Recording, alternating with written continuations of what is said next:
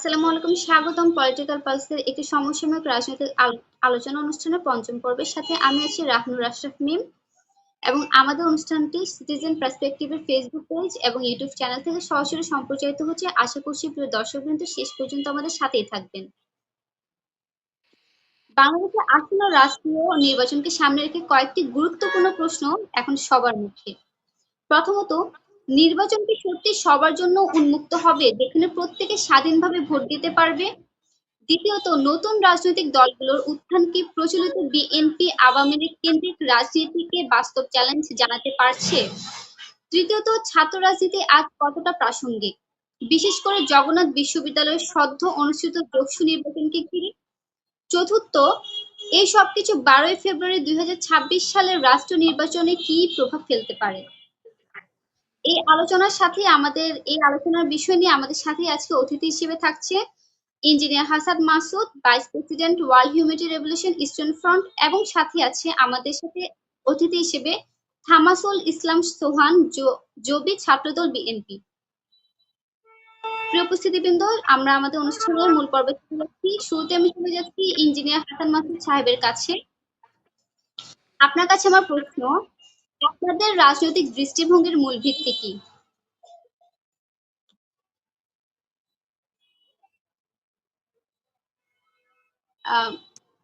জি, আসসালামু আলাইকুম রহমতুল্লাহ।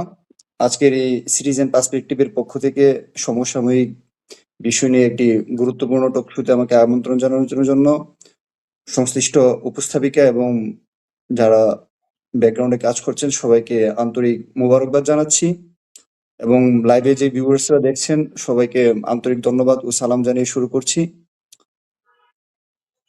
দয়াময় স্রষ্টার মহান আলম প্রাণাদিক রাসূল সাল্লাল্লাহু আলাইহি সাল্লামের প্রতি হৃদয়ের অবিরত সালাম জানিয়ে শুরু করছি এবং শুরুতেই যিনার দিশা ও দিক নির্দেশনে আজকে আমি কথা বলছি বর্তমান বিশ্বের যিনি সর্বপ্রথম মানবতার রাজনীতির প্রবর্তক এবং বিশ্ব ইনসানি বিপ্লবের সম্মানিত প্রতিষ্ঠাতা আল্লামা ইমাম হায়াতের দিশায়।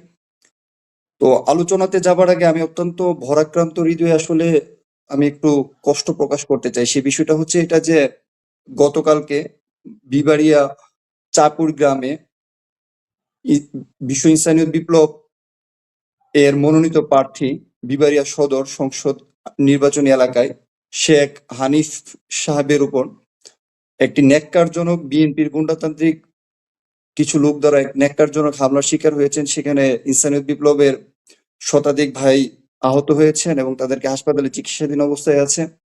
তো আমরা যে জিনিসটা চাচ্ছিলাম আর কি, যে হয়তোবা বিগত স্বৈর সরকারের পরিবর্তনের পর তারা সেখান থেকে পরিবর্তন হয়ে নতুন দ্বারা রাজনীতিতে ফিরে আসবেন, গণতন্ত্রের চর্চাকে উন্মুক্ত করবেন, সব মানুষের জন্য একটা গণতান্ত্রিক মানবিক রাষ্ট্র ব্যবস্থার পথে তারা আগাবেন আর কি। কিন্তু আসলে আমরা সেই জিনিসটা দেখতে পাই না। তো সেই হামলাটার আমি তীব্র নিন্দা এবং প্রতিবাদ জানাচ্ছি এবং সংশ্লিষ্ট যারা এর সাথে জড়িত আছেন তাদের গ্রেফতারের অনুরোধ জানাচ্ছি।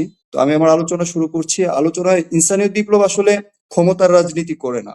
ইনসানিয়ত বিপ্লবের যে মেইন কনসেপ্ট আপনি যদি দেখেন সেখানে বলা হচ্ছে যে ইনসানিয়ত বিপ্লবের প্রথম যে কনসেপ্টটা সেটা হচ্ছে ইনসান। ইনসান বলতে কি বোঝায় এই সংজ্ঞাটা পৃথিবীতে নাই। পৃথিবীতে মানুষ কাকে বলে এই সংজ্ঞা যেমন নাই, আজকে রাষ্ট্রের সংজ্ঞা পৃথিবীতে নাই, রাজনৈতিক দল কাকে বলে এই সংজ্ঞাটাও পৃথিবীতে নাই। আপনি যদি একটা মানুষকে কোশ্চেন করেন, এটা মানে আপনি দেখবেন মানে যদি সারা পৃথিবীতে একটা সার্ভে চালান, বাংলাদেশে একটা লাইব্রেরিও আছে, জাস্ট আমি একটা উদাহরণস্বরূপ বলতে চাই, একটা পাবলিক লাইব্রেরি আছে যে ঢাকাতে বিভিন্ন জায়গায় ঘুরে আলোকিত মানুষ চাই। আপনি এই পাবলিক লাইব্রেরির সবগুলো বই যদি পড়ে ফেলেন, মানব জীবনের সংজ্ঞা কি সেটা জানতে পারবেন না। আজকে রাষ্ট্র ব্যবস্থার মাধ্যমে এই মানব জীবনের যে সংজ্ঞা, সেই জীবনের যে সত্য, এটা মানুষকে ভুলিয়ে দেওয়া হয়েছে। ইনসানিয়ত বিপ্লব প্রথমে যে জিনিসটা নিয়ে কাজ করেছে সেটা হচ্ছে মানুষ, মানবতা এবং মানবতার রাষ্ট্র। মানুষ বলতে কি বোঝায় আমি যদি বলি, যেমন আমার পাশে একজন ভাইয়া আছেন আমি জগন্নাথ ইউনিভার্সিটি স্টুডেন্ট, এটা আমি ক্লেম করতে পারবো না। আমি যদি জগন্নাথ ইউনিভার্সিটি স্টুডেন্ট ক্লেম করতে চাই, এটা মিনিমাম শর্ত হচ্ছে আমি ওইখানে ভর্তি হইতে হবে। আমি যদি বলি আমি সুস্থ, এর মানে হচ্ছে আমি অসুস্থ নই।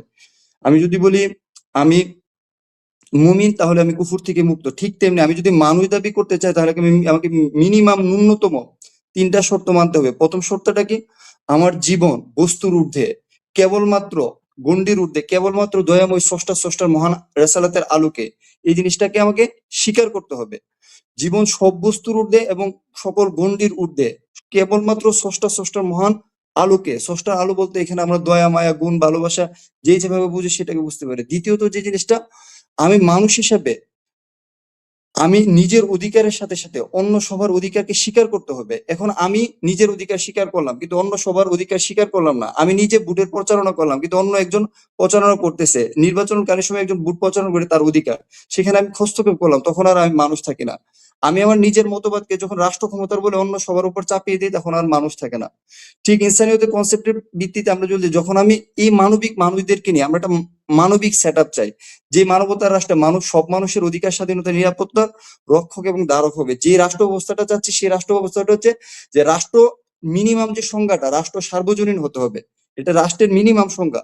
রাষ্ট্রের রাষ্ট্র তো কেবল এক ধর্মের মানুষ বসবাস করে না, এক গোষ্ঠীর মানুষ বসবাস করে না, সব ধর্মের সব মতবাদের মানুষ বসবাস করে।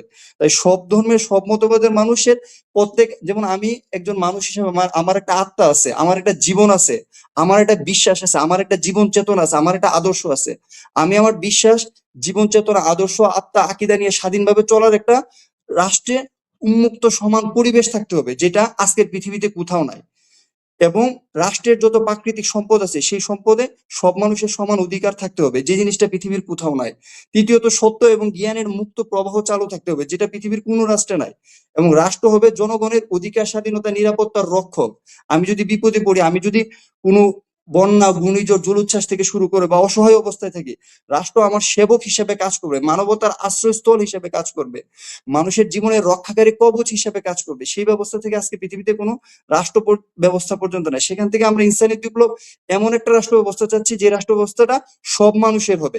এখানে ধর্মের কারণে, জাতীয়তাবাদের কারণে, গোষ্ঠীর কারণে কোনো মানুষের মধ্যে ভেদাভেদ থাকবে না। এবং এই যে মানবিক কনসেপ্ট, এই যে মানবতার রাষ্ট্র, সার্বজনীন মানবতার রাষ্ট্র, যেটাকে আমরা বলছি authority of life, standard world of universal humanity, which is given by kind Allah and which হুলি ভিলার রাসূল সাল্লাল্লাহু আলাইহি সাল্লাম। এই যে সার্বজনীন মানবতার রাষ্ট্র ব্যবস্থা, এটা আজকে পৃথিবীতে কোথাও নাই। এই রাষ্ট্র ব্যবস্থাটাকে, যে সিস্টেমটা পৃথিবীতে উৎখাত করে, এটা হচ্ছে একক ধর্মের নামে রাষ্ট্র এবং একক জাতিবাদী, একক গোষ্ঠীবাদী স্বৈর রাষ্ট্র।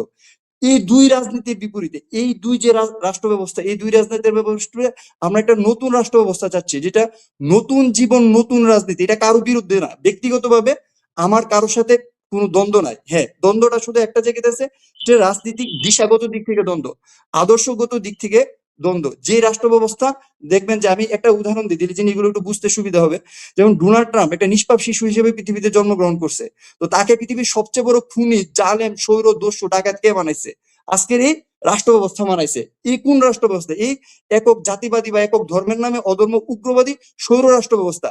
বা আপনি যদি চিন্তা করেন নরেন্দ্র মোদী, তাকে কে কে এত বড় ধর্মের নামে অধর্ম, উগ্রবাদ বানাইছে? বা আমি দেখেছি যে বুয়েট ক্যাম্পাসের পাশে যে একই দলের আমাদের এক ভাই ছাত্র দলের আছেন, ওনার দলেরই এক লোক তার নিজের দলের কর্মীকে পাথর মেরে হত্যা করে ফেলছে। এই যে খুনি, তাকে খুনি কে তৈরি করছে? এই একক ধর্মের নামে এবং এই একক জাতিবাদী, একক গোষ্ঠীবাদী স্বৈর অপরাজনীতি। আমরা চাচ্ছি যে একক গোষ্ঠীবাদী, একক জাতিবাদী একটা দল হইতে পারে, এটা কখনো রাজনৈতিক দল হতে পারে না। কারণ রাষ্ট্র একটা সার্বজনীন প্রতিষ্ঠান, কোন দল যদি রাজনৈতিক দল হতে হয়, তাকে সার্বজনীন হতে হবে। যেমন কৃষক সমিতি, ছাত্র সমিতি, এগুলো একটা দল হইতে পারে। যেমন আমাদের স্টুডেন্টদের অধিকার রক্ষা করার জন্য স্টুডেন্ট ফ্রন্ট থাকতে পারে, স্টুডেন্ট সমিতি থাকতে পারে, আমাদের ইঞ্জিনিয়ারদের অধিকার রক্ষা ইঞ্জিনিয়ার সমিতি রাখতে পারে, সাংবাদিকদের অধিকার রক্ষা করে সাংবাদিক সমিতি থাকতে পারে। এগুলো একটা নিছক দল হইতে পারে, একটা নির্দিষ্ট শ্রেণীর মানুষের অধিকার, স্বাধীনতা, নিরাপত্তা রক্ষা করার জন্য।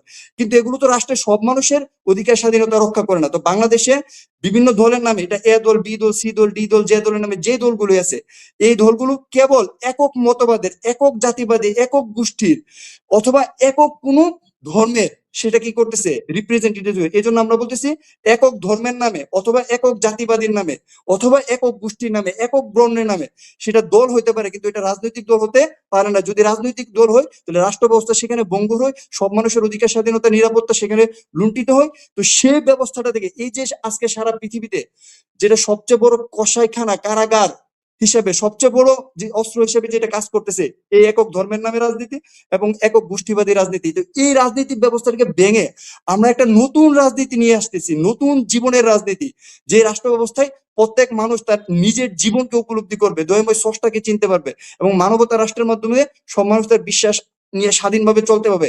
একটা মানবতার রাষ্ট্র ব্যবস্থা, যেটা ওমর সাল্লাহ ইল্লা রহমাতাল লিল আলামিনের রহমতের রাষ্ট্র ব্যবস্থা, সব আলহামদুলিল্লাহ রাব্বিল আলামিনের রবুবিয়তের রাষ্ট্র ব্যবস্থা, এটা কারো বিরুদ্ধে না, সব মানুষের জীবনের নিরাপত্তার জন্য, সব মানুষের কল্যাণের জন্য, সব মানুষের অধিকারের জন্য, ধর্মীয় মূল্যবোধ ভিত্তিক, অসাম্প্রদায়িক, সার্বজনীন, গণতান্ত্রিক, সব মানুষের জন্য কল্যাণময় রাষ্ট্র ব্যবস্থা। ধন্যবাদ। জি, আমরা আপনার কাছে আবার আসবো। আমি চলে যাচ্ছি আমাদের জনাব সোহান সাহেবের কাছে। আপনার কাছে আমার প্রশ্ন হচ্ছে, আপনাদের রাজনৈতিক দৃষ্টিভঙ্গির মূল ভিত্তি কি?